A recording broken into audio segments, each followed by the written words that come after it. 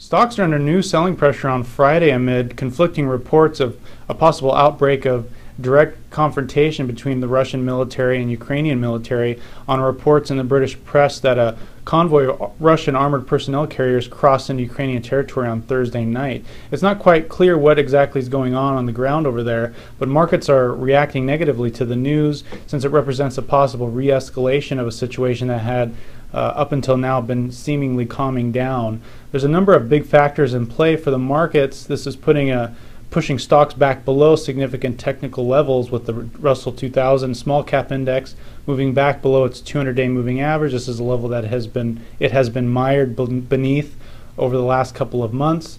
And it's also putting in play a possible weakening of the economic data, just as we were getting some nice tailwinds with the U.S. economy.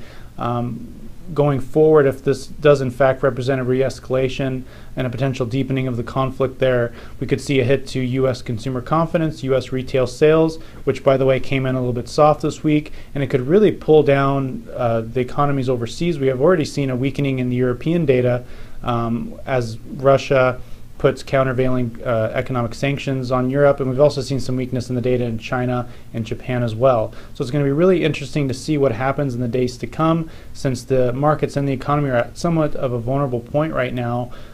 So hopefully this doesn't represent a re-escalation, and if it does, we could see continued selling pressure in the days to come.